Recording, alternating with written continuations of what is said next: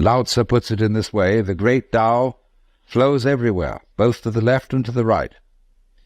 It loves and nourishes all things, but does not lord it over them. And when merits are accomplished, it lays no claim to them.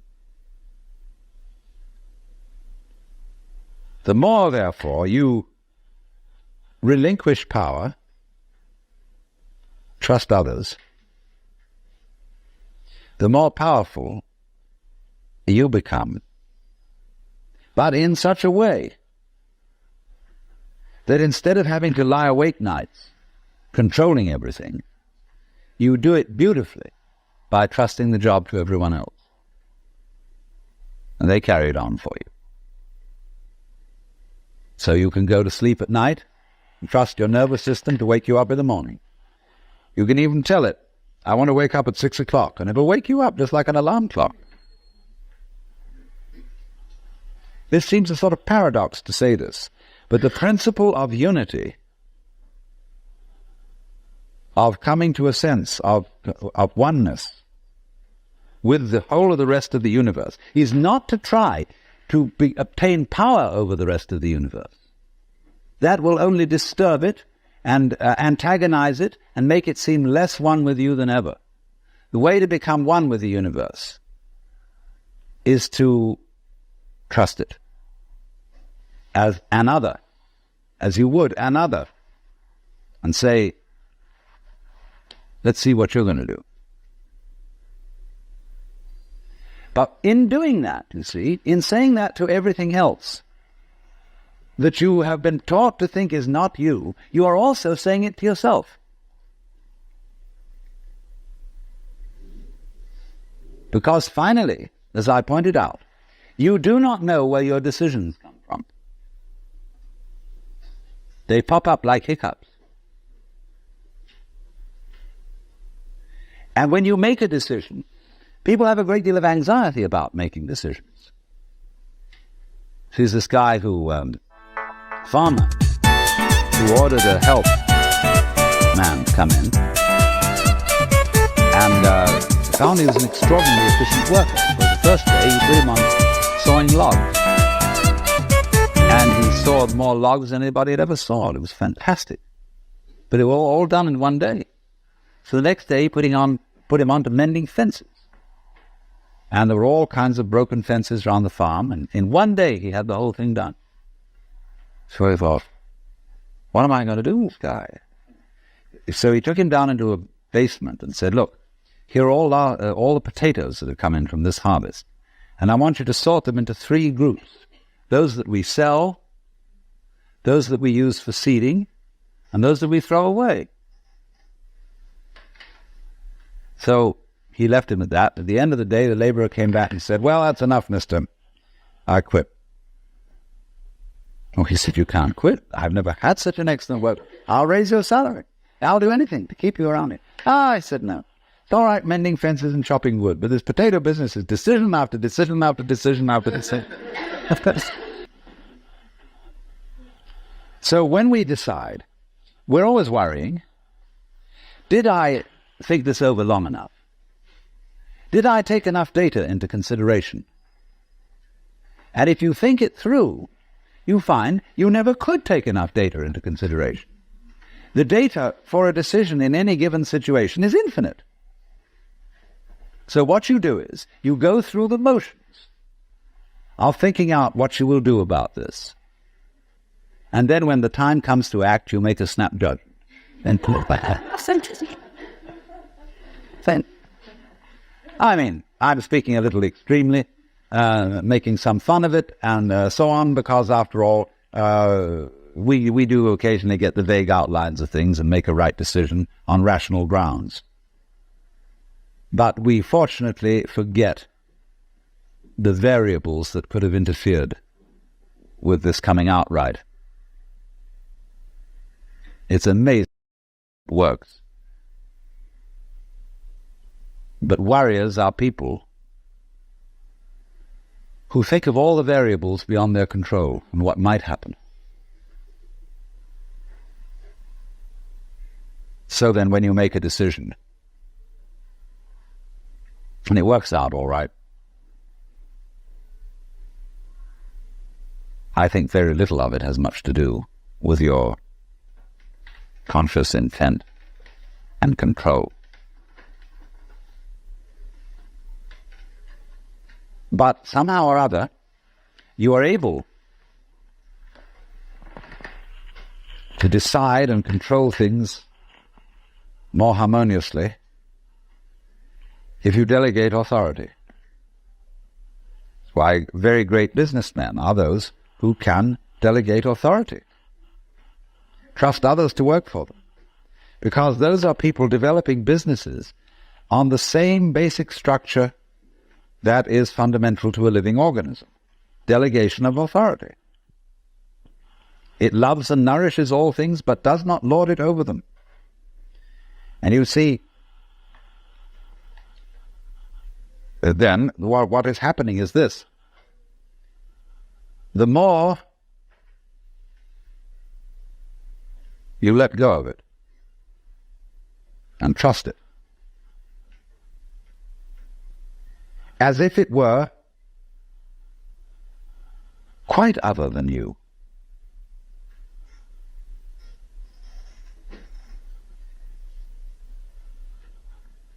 the more you realize the inseparable identity of self and other.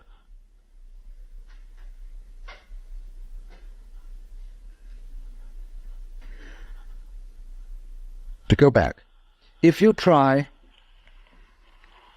to find the identity of self and other by subjecting other to self, no go. If, on the other hand, you find it through giving self, that is control, over to other and trusting that, you may make a mistake.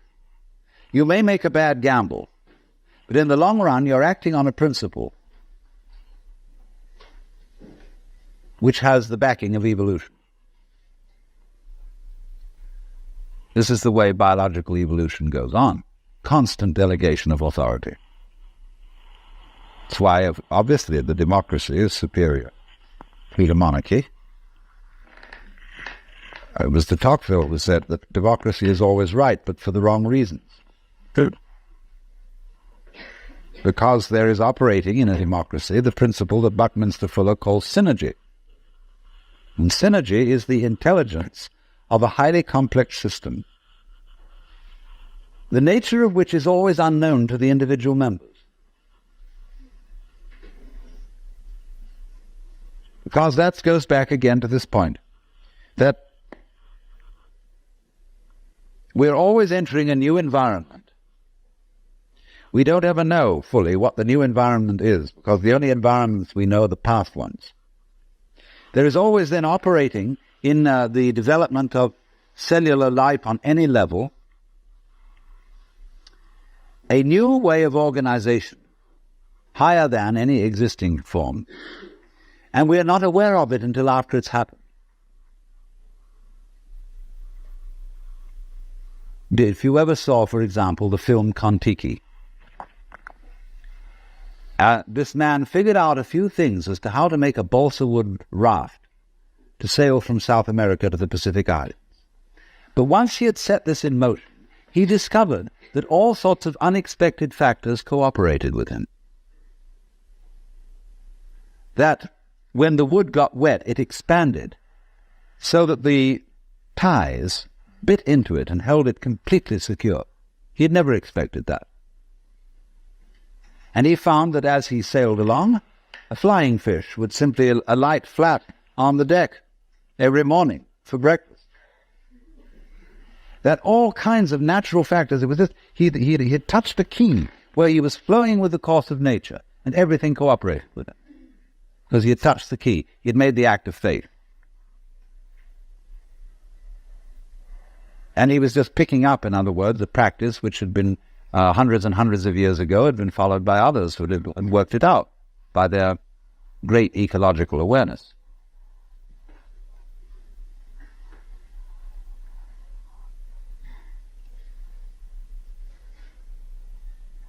So we do come out of this way of of thinking to something which has, I would say, the most enormously creative and revolutionary social consequences.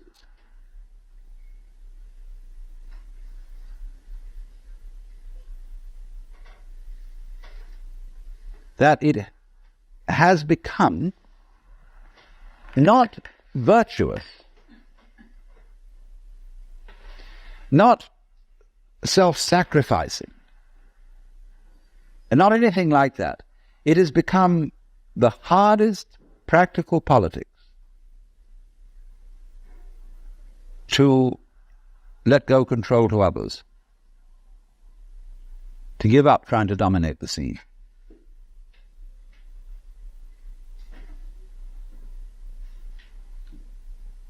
Also, in a parallel way, it has become at this time in our history very much hard practical politics.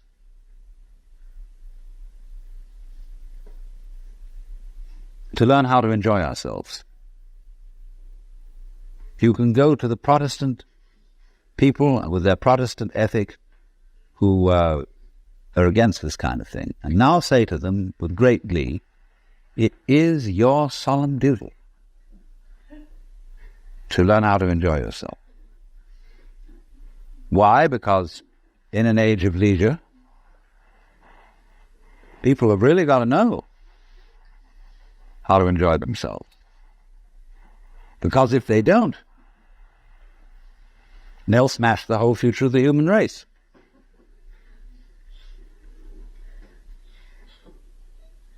So a utopia has become not some sort of a dream, but an urgent necessity. We can't do without it.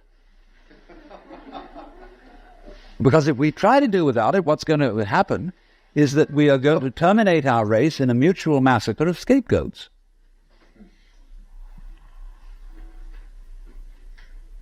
And so the present paranoia in the United States that is going on, where everybody is thinking up a new scapegoat, how great it will be to demolish them or get them out of power.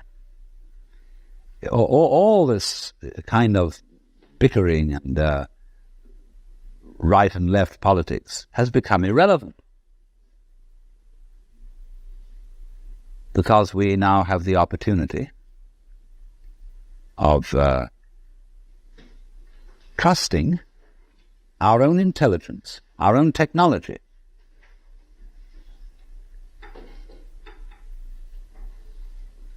to take the risk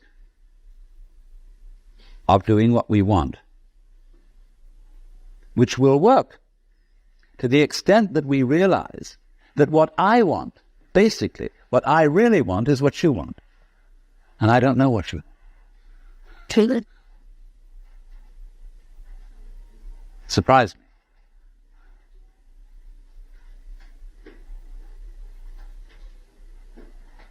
But that's the kinship between I and thou. So when I go right down to the question, should we start it with, what do I want? The answer is, I don't know. When Bodhidharma was asked, who are you? Which is another form of the same question, he said, I don't know, planting flowers to which the butterflies come. Bodhidharma says, I know not. I don't know what I want. Well, when you don't know what you want, you've reached the state of desirelessness.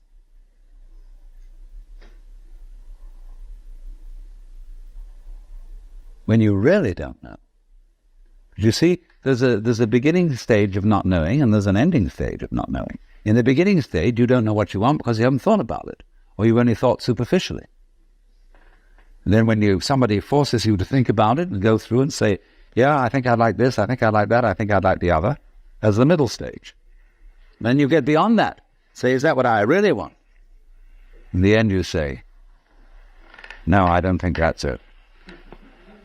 I might be satisfied with it for a while, and I wouldn't turn my nose up at it, but it's not really what I want. Why don't you really know what you want? 2 reasons that you don't really know what you want. Number 1, you have it. Number 2,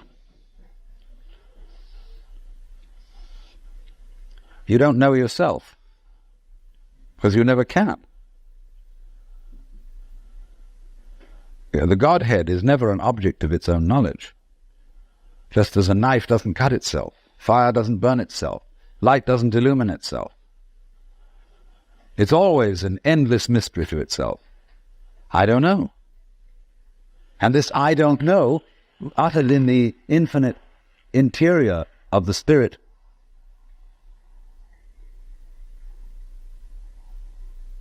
this I don't know is the same thing as I love, I let go, I don't try to force or control. It's the same thing as humility.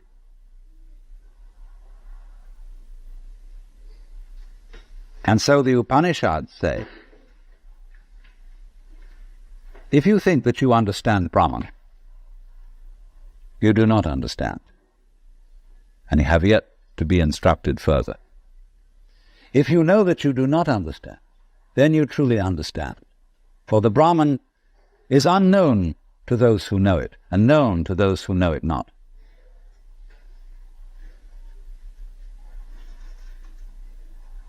And the principle is that any time you, as it were, voluntarily let up control, in other words, cease to cling to yourself, you have an access of power. Because you're wasting energy all the time in self-defense, trying to manage things, trying to force things to conform to your will. The moment you stop doing that, that wasted energy is available. And therefore you are, in that sense, having that energy available, you are one with the divine principle. You have the energy. When you're trying, however, to act as if you were God, that is to say, you don't trust anybody and you're the dictator and you have to keep everybody in line, you lose the divine energy. Because what you're doing is simply defending yourself. So then, the principle is, the more you give it away, the more it comes back. Now you say, I don't have the courage to give it away. I'm afraid.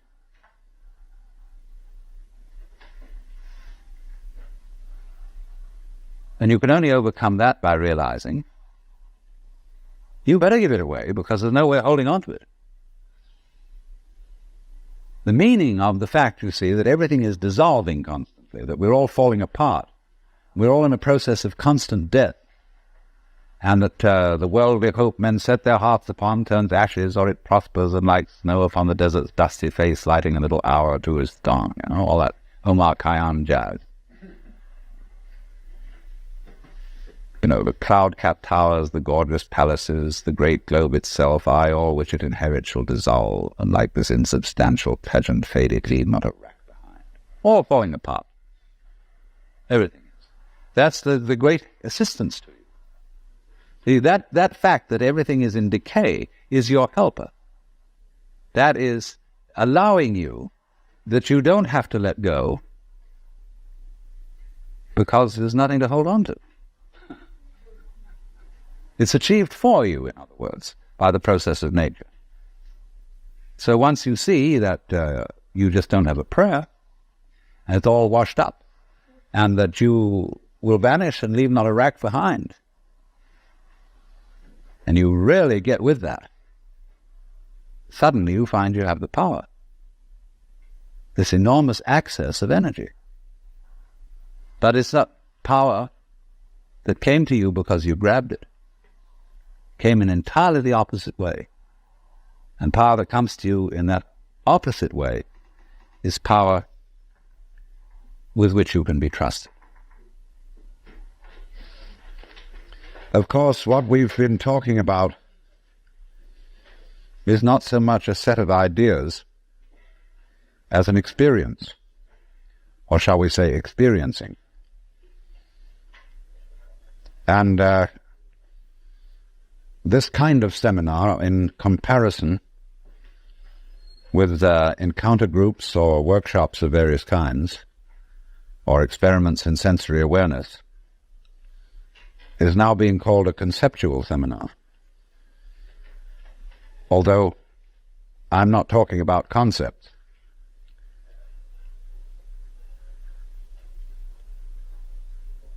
But the crucial question arises that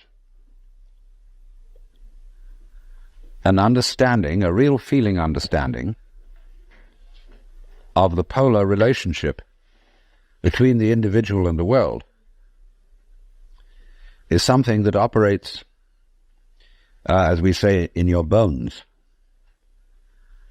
and isn't just a view that you hold or a belief that you hold.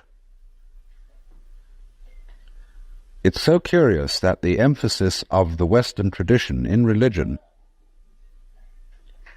is primarily upon right belief. Do you believe in the right dogmas and the right doctrines? And only secondarily upon right action.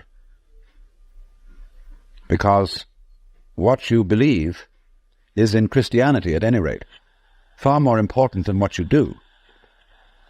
Because one is saved through faith, not by works. And early in its history, the Christian church rejected the movement in the church which had been known as Gnosticism, from the Greek gnosis, which means knowledge. And in a way there were some sound reasons for doing so, because the Gnostics were what I would call anti-materialists. They divided human beings into three classes that were called, respectively, pneumatic, psychic, and hylic. The last one being Hylic, from the Greek hyli, or they would call it now ile, meaning wood. So the people were spiritual, psychological, and wooden. And that is to say, the wooden people were those most absorbed in materiality and most closely identified with their bodies. And Orthodox Christianity rejected this sort of distinction because of the perfectly correct idea that material existence is not inconsistent with spirituality.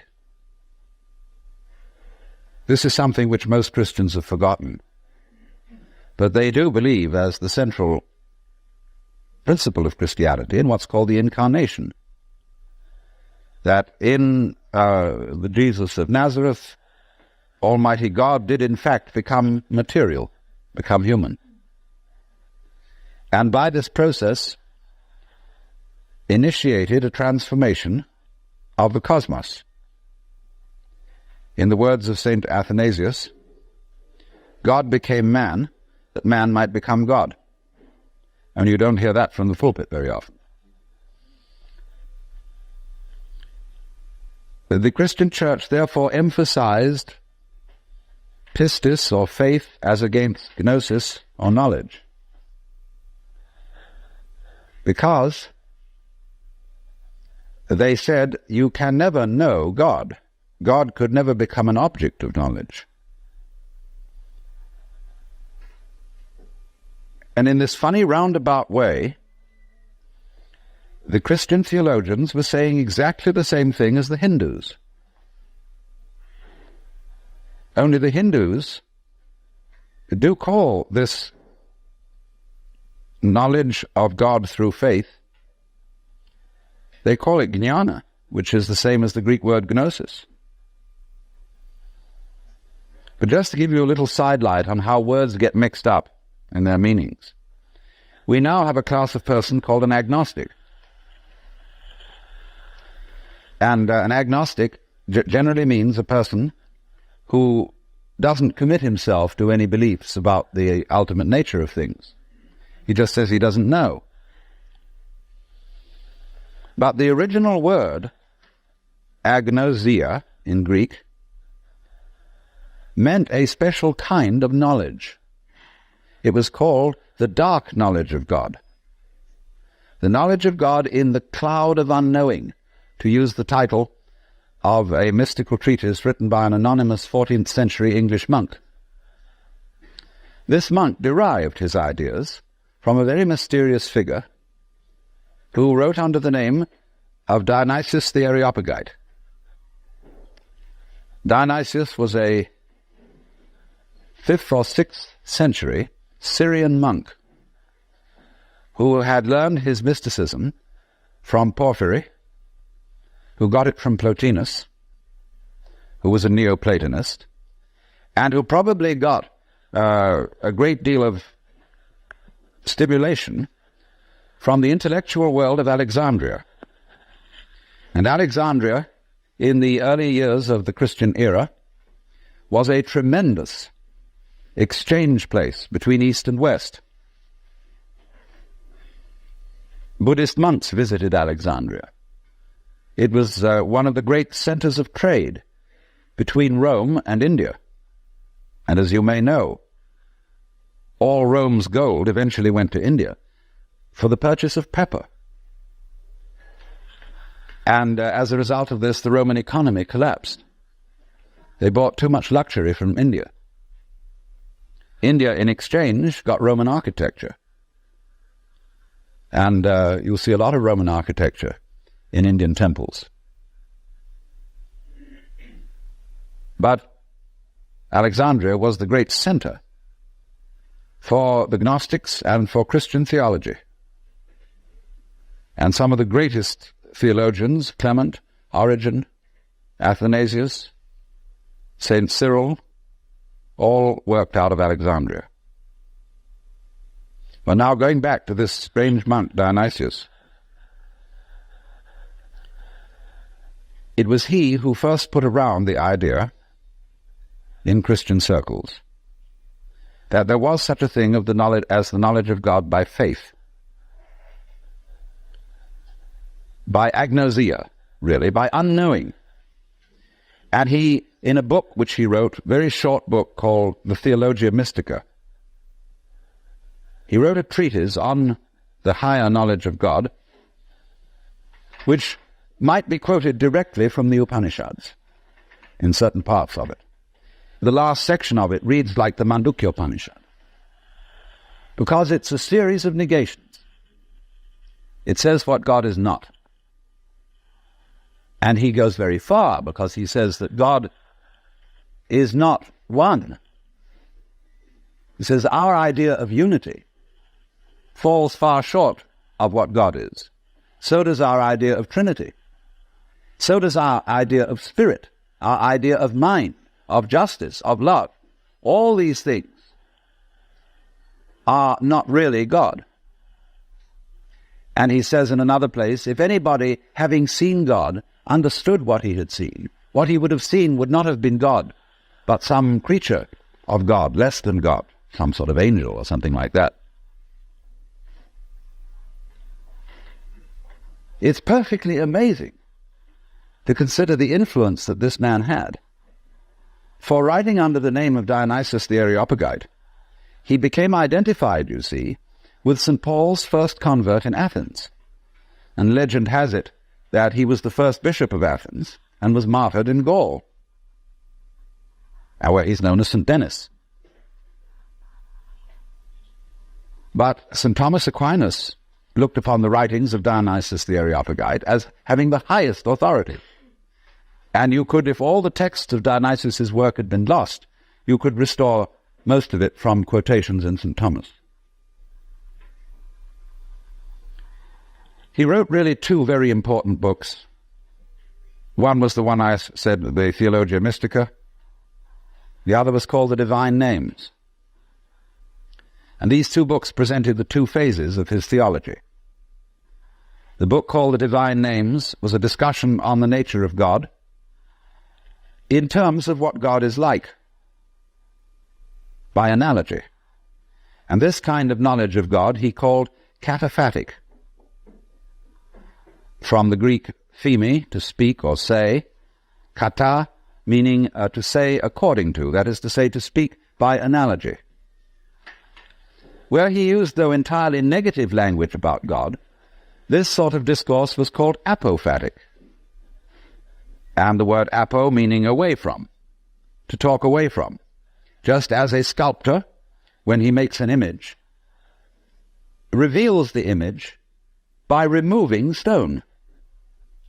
And so Dionysius explained that one attains the knowledge of God by discarding concepts, which is exactly what the Hindus mean when they say, of God one can only say neti, neti, not this, not this, not any conception. So thus in Hindu philosophy, the highest state of consciousness in samadhi is called nirvikalpa samadhi, which means literally non-conceptual. Vikalpa means a concept. Nir is a negation. So the non-conceptual knowledge. Now, people have greatly misunderstood this. They have imagined that unknowing the state of the highest contemplation was the acquisition of a blank mind, from which you first discarded thought, you went on to discard perception, you went on to discard any kind of sensory content in awareness, until you were, so far as anyone could say, aware of nothing. And they supposed that this kind of catatonic state was mystical consciousness. This is often believed in India. If you go to the Vedanta Society and ask, what do you mean by nirvikalpa samadhi, they will tell you that the one in that state has no consciousness whatsoever of the sensory world, that he is completely absorbed, as you sometimes see Hindu holy men sitting in a state where they are blind and deaf to everything going on around them. The founder of Chinese Zen, known as Huinan, described people like that as no better than pieces of rock and lumps of wood. He said it's a very serious mistake indeed to confuse sunyata, the Sanskrit word for the great void, which is both the ultimate reality and the consciousness thereof. He said it's a great mistake to confuse it with nothingness. It is rather to be thought of as space, or like space, because space is not empty. It contains the whole universe. And so in the same way, the state of mind of a person who is truly enlightened is not empty. It contains everything. But like space, it is not stained by what it contains. And it's often said in Zen imagery, you can't hammer a nail into space. You can't spit on the sky and soil it. If you try, the spit will just return and hit your own face. So they go on to say the consciousness in all of us, your basic mind is like space. It is completely pure. But of course by purity, they don't mean unsexual, which is of course what purity generally means in the Western world. Blessed are the pure in heart, for they shall see God. A person who's pure in heart is generally understood as one who never has any naughty thoughts. You know what naughty means? It means vain, negative, empty. A naughty person, therefore, is one who doesn't amount to anything. There's just nothing. That's the real meaning. But this misunderstanding of the nature of contemplation existed not only in India, from which it was transmitted to China, but also in the West. You read many treatises on Western mysticism, and there's still the feeling that getting into a deep, deep trance, sometimes called rapture. Again, the word rapture has undergone some transformations. we talk about rapture as people being beside themselves with pleasure. But to be rapt means to be taken away from the body. So also ecstasy we now interpret as meaning in a state of high pleasure. But it means to be outside yourself, to stand outside yourself. Your soul has left you. It is with God. As Arabs say of all crazy people, be kind to them. They're not here. Their soul is with God. But actually, if it can be true, as Buddhists say, that nirvana and samsara are one, and if it can be true, as Christians say, that the spirit can be made flesh, the word can be made flesh, then obviously the highest form of man is not sitting in a trance like a lump on a log, with a perfectly blank mind. Because if that were the highest state of consciousness, it would be an exclusive state of mind, a state of mind that shuts out life. And in that sense, it could not qualify for being what the Hindus call non-dualistic. They always speak of the highest reality as being not one, because one excludes many. Not nothing, because nothing excludes something. Not being, because being excludes non-being, and vice versa. And so they use this word non-dual to mean that which doesn't exclude anything, which, as it were, has no outside. As we say, space has no outside. You can only have outsides inside space. You can't have any outsides outside space. There is no outside space, even though space may be curved and finite.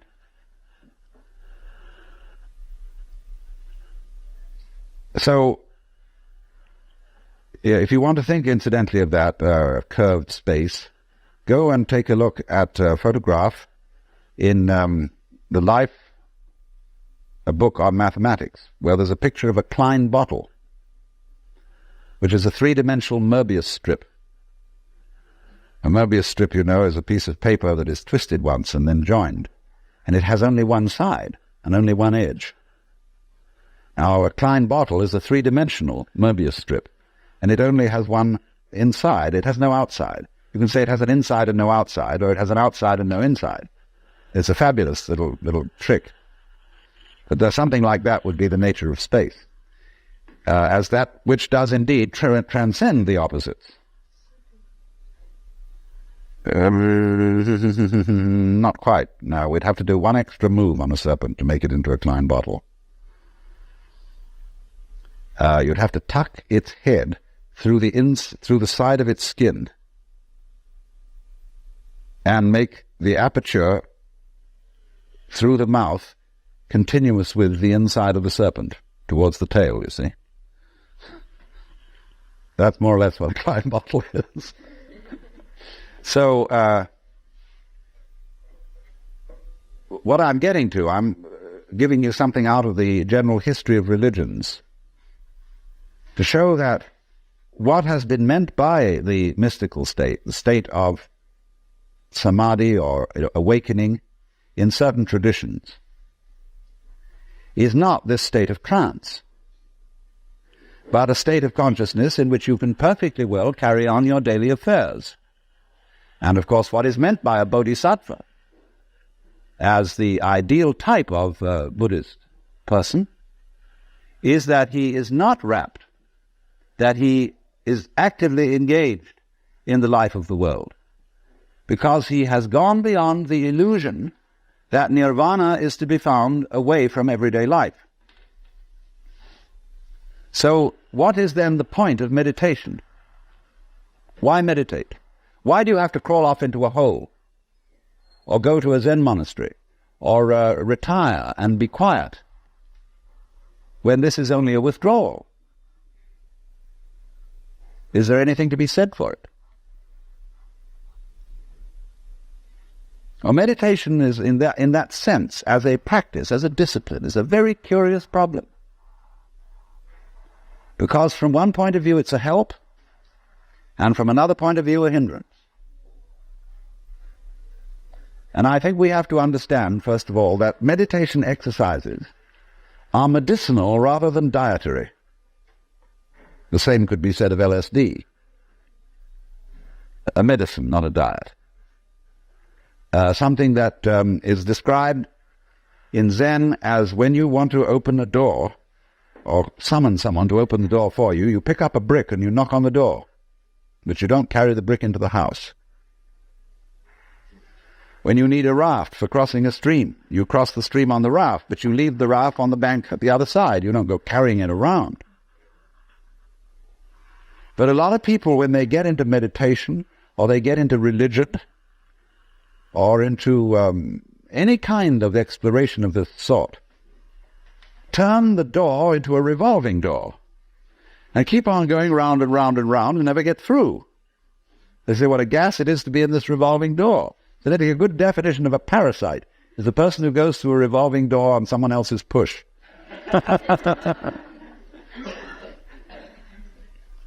So there are all sorts of people in the religious racket who are going through revolving doors. And they're very bitter about people who walk right through and leave the door behind because they say, well, you haven't paid enough respect. You must really understand religious one-upmanship. It's a tremendously important thing. And don't be caught out by this, because what happens is there's a little game going on, which I'm going to initiate you into. And it's played in Zen, which is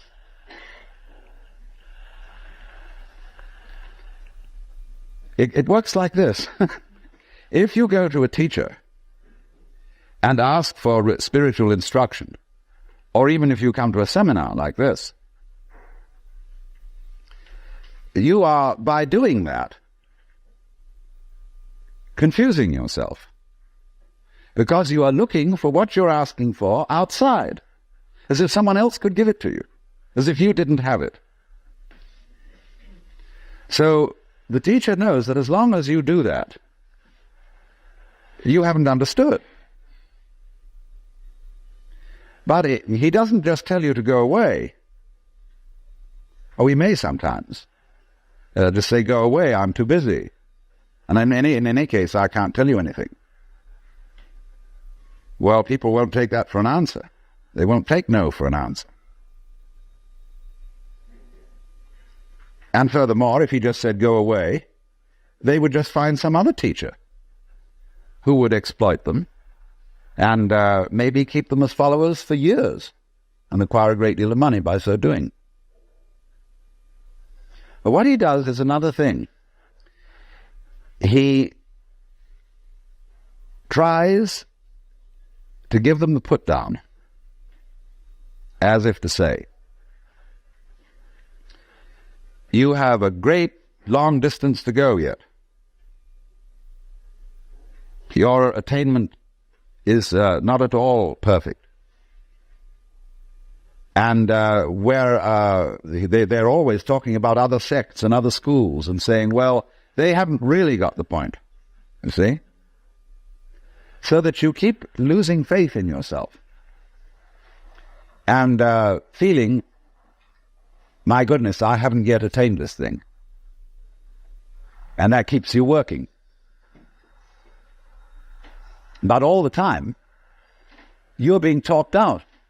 It's like someone who's a pickpocket and he's stolen your own watch and is selling it to you.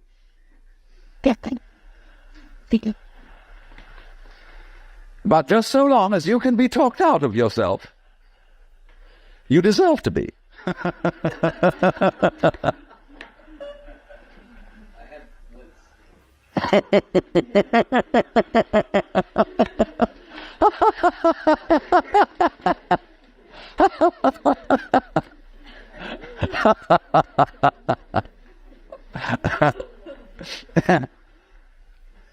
Now, you become very aware of this if you ever do momentarily slip into some sort of mystical experience.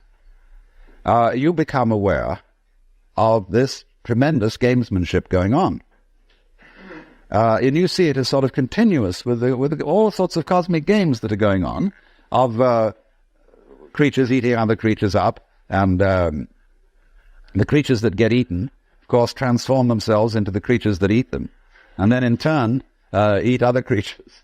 And you see the whole hide-and-seek game going on, and then you realize very clearly that the state of development that you are in now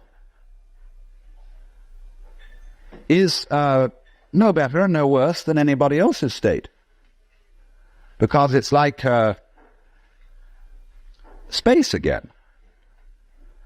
Which planet is in, or which star is in the best position? Well, it's all equal. They're all in the middle. Any one can be considered as the center one. Any point on a sphere is the center of the surface of the sphere.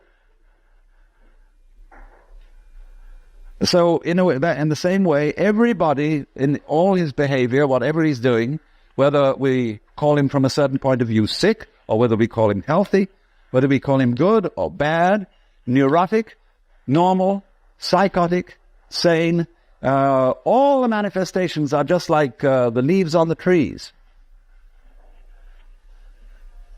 And in each being in a unique way is, as Christians would say, manifesting the will of God. So, from that point of view, there is nothing to do to attain Buddhahood. Nothing at all. But you see, that's very difficult to understand, because a lot of people, when they hear that there's nothing to do, try to do nothing. And you can't. Because you are karma, and karma means action. You can't do nothing. But the thing you're looking for, or think you're looking for, is what you're doing. Is what's called you. Only, of course, as we all know, we've got ourselves into the idea that oneself is so difficult to see. Because it's like, as I've often said, trying to bite your own teeth or look into your own eyes, and you can't find it. It's always behind. It's like your head is, from the optical point of view, a blank space. Neither light nor dark. It's right in the middle of everything.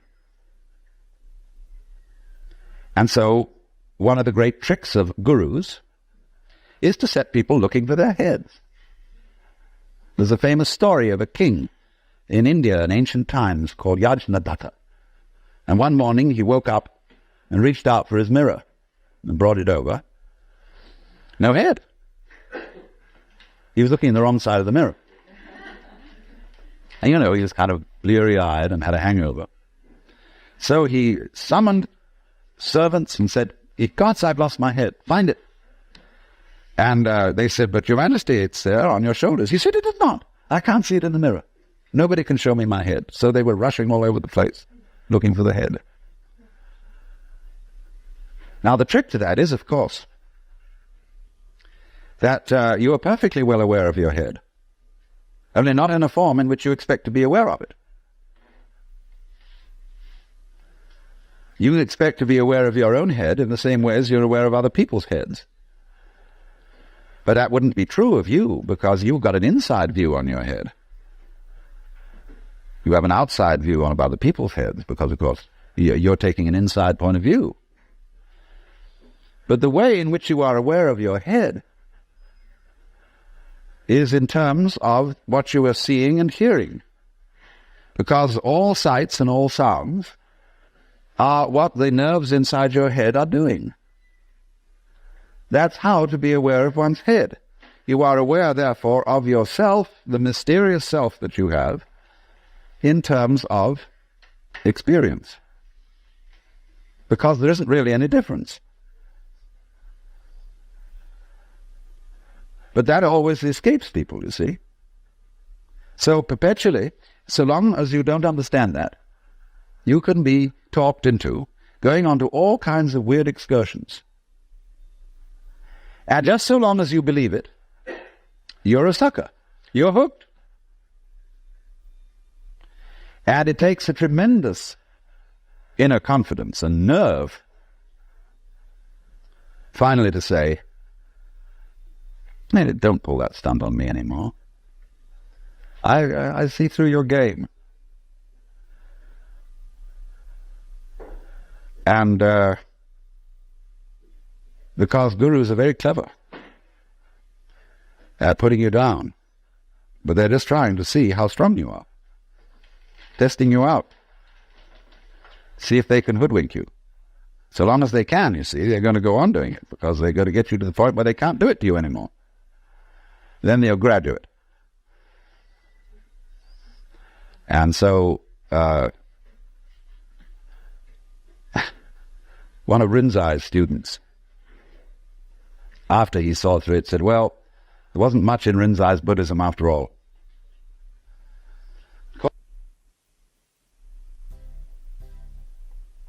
Of course there wasn't. He said boldly and straight out, my teaching is just like using an empty fist to deceive a child. You know, when you play games with a child and pretend you've got something here, and the child goes into all kinds of tizzy to get you to open your hand and show what it is, and then there's nothing. Fooled. So you can be fooled, as long as you can be fooled. When you can't be fooled, you don't ask the question anymore, because it's all become clear. It's all become clear that there is no puzzle about this universe. What makes you think there are puzzles about this universe? Very simple reason. You're trying to explain it. And when you explain things, what do you mean by explanation? There are several meanings of explanation. There's really one basic meaning, but first of all, to be able to translate what is happening into terms of words or numbers. In other words, to describe. But a real explanation is not just a description. It's a description which enables us to control what we are describing. But didn't we see in the last session that to control the world is not really what we want to do?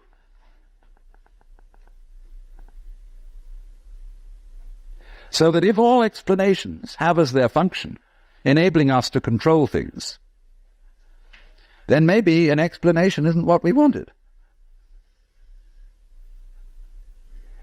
And furthermore, you can very simply see that what makes things complicated is explaining. When somebody explains to you how a flower works, and he's a great botanist, and analyzes all the innards of a flower, and shows the channels, the fibers, the processes of reproduction, and so on that go on in it, everybody stands fascinated.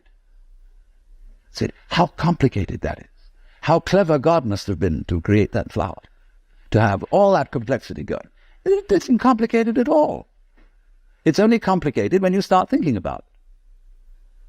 Because the vehicle of words is a very clumsy one.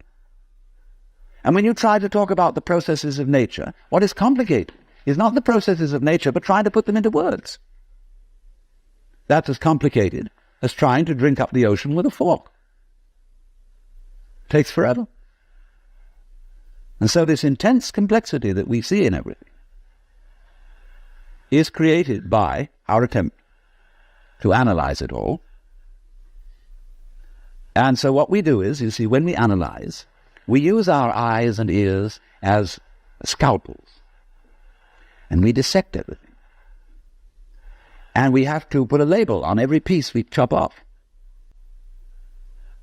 And so we scalpelize, and we get it right down to atoms, getting finer and finer, and we suddenly thought, well, we got to the end of it, because the word atom means what is not cuttable. Atomos. But then we found we could cut the atom. And lo and behold, big fleas had little fleas upon their backs to bite them. And it goes on forever. There is no end to the minuteness which you can unveil through physical investigation. For the simple reason that the investigation itself is what is chopping things into pieces. And the sharper you can sharpen your knife, the finer you can cut it. And the knife of the intellect is very sharp indeed. And the sophisticated instruments that we can now make, there's probably no limit to it. But in a way, all that is vain knowledge. In a way. Because you see, what it does is, it gives you the illusion that you've solved your problem. When you have controlled certain things, and you have solved certain problems, practical problems, you say, fine, more of that, please. Let's go on solving problems. And then you do. You create a world of people, as we are today, far more comfortable than people who lived in the 19th century. Just remember the troubles of going to a dentist when you were children, or some of you when you were children, of medicine, of badly heated homes, of all sorts of things that we don't put up with anymore. But the problem is we keep running into this thing that all constant stimulations of consciousness become unconscious. And when we take it as a matter of course to have certain comforts, then we switch the level on which we worry. When you solve a whole set of problems, people find new ones to worry about. And after a while, you begin to get that haven't we been here before feeling. Aren't we just going round on a cycle and doing the same old thing over and over and over again because we don't realize that we're chasing our own tails?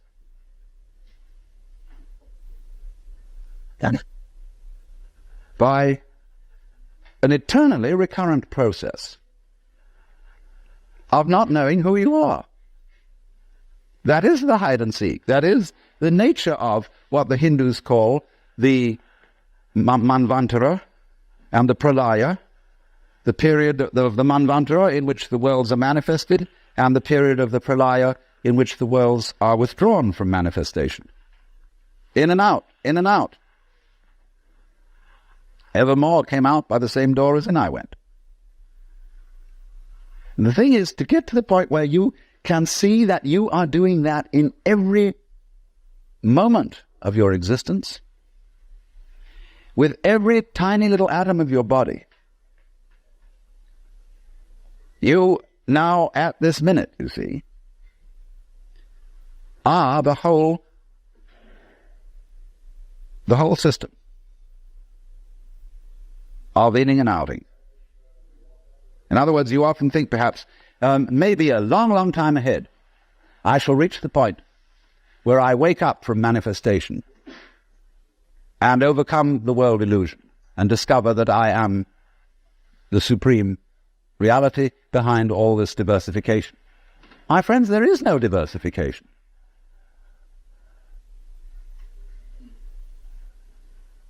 In other words, what you call diversification is your game. In the same way as you chop the thing and then you say it is made of pieces. Because you forget that you cut it. And so when you see the world as complicated and that there are life problems and that you might one day succeed, see, hundreds and hundreds of people are running like mad after something that they call that is success, and they have no idea what it is. So in exactly the same way, the guru is keeping you running and running after spiritual attainment. You don't know what you want. This is where Krishnamurti is so clever. Because he says, if you ask me for enlightenment, how can you ask me for enlightenment? If you don't know what it is, how do you know you want it? Is that any concept you have of it will be simply a way of trying to perpetuate the situation you're already in. If you think you know what you're going out for, all you're doing is you're seeking the past, what you already know, what you've already experienced. Therefore, that's not it, is it? Because you say you're looking for something quite new. But what do you mean new? What's your conception of something new? Well, you figure I can only think about it in terms of something old, something I once had. So he doesn't say anything.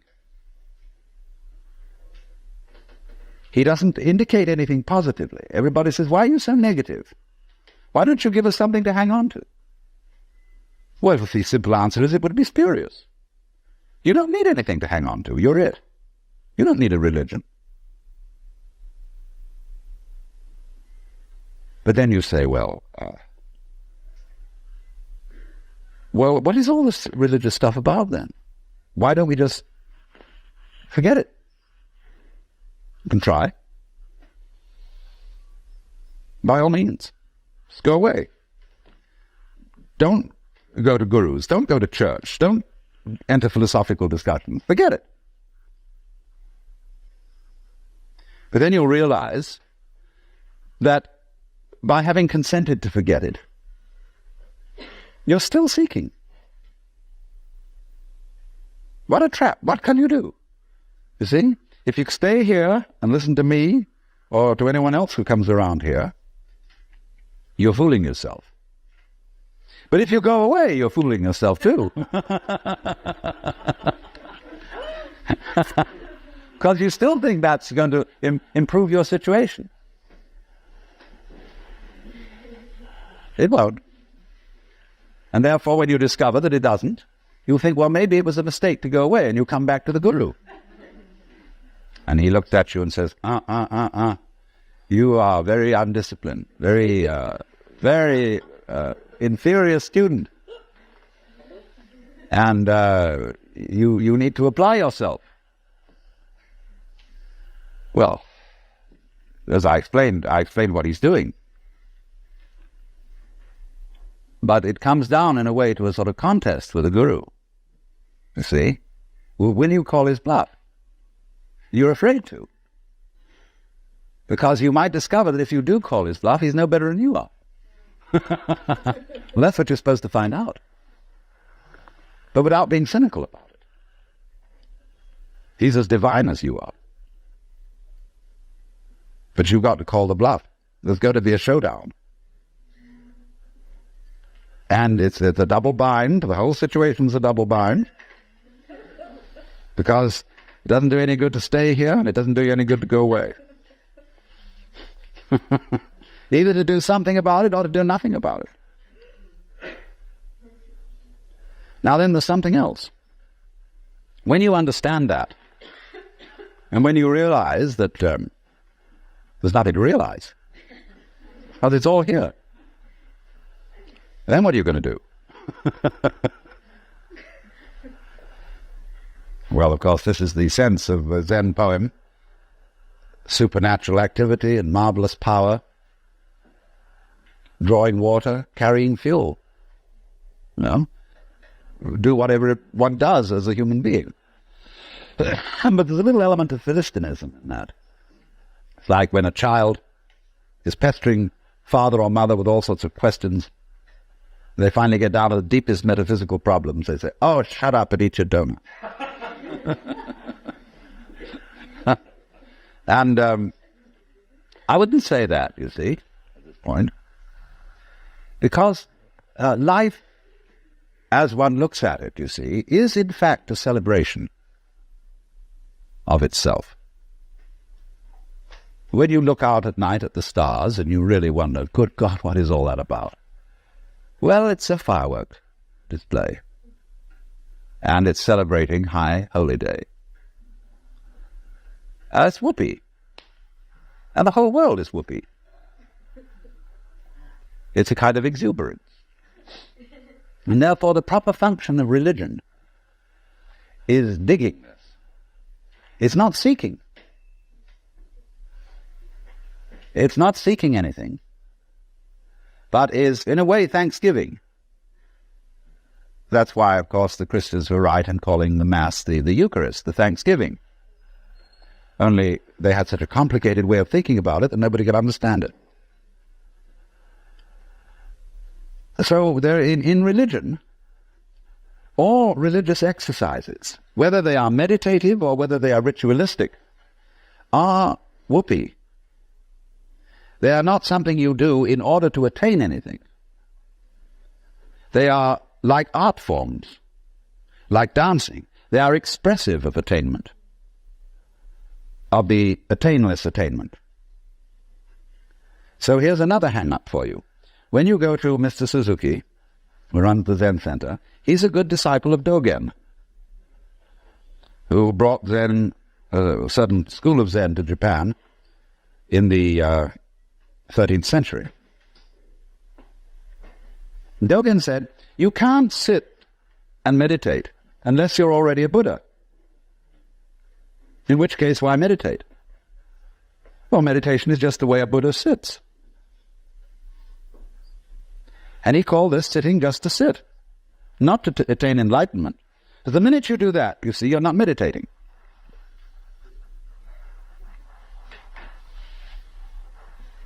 So you only become a good meditator if you're not looking for anything. And therefore, you realize what a great thing it is to be able to sit.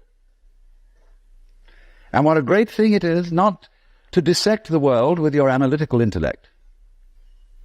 To be able to look out at the water or the trees or at the floor and the light on it in front of you without calling it light or floor or trees or thinking that it has parts or thinking that it's complicated. It isn't. So when you can sit without thinking, and not with an empty mind, mind you, I'm going back to that point, not with an empty mind, but just a non-analytic mind, a non-probing mind, where you're not creating problems all the time, by trying to control it, by trying to control your mind, by trying to control your experience, what you see and hear, you then just simply discover that there is no way of controlling what you're experiencing, because what you're experiencing is you. And to try and really fundamentally control that is just going around in a circle. So if I would say to you now, what you have to learn is to let it happen, that's wrong too. There's no one to let it happen.